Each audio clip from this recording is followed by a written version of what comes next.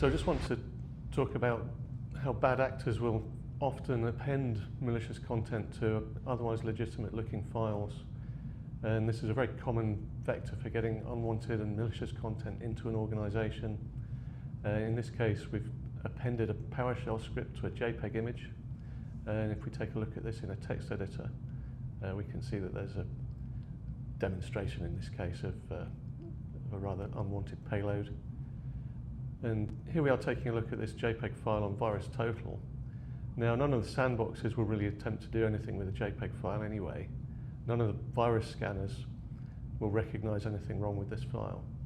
But when we pass this through a file transfer using the Everfox CDR, Content Disarm and Reconstruction, that file is recreated from scratch, and we have an identical looking representation of the image in a brand new JPEG file, which is usable, editable in the usual way. But when we take a look at that in a text editor, we can see that there's no malicious content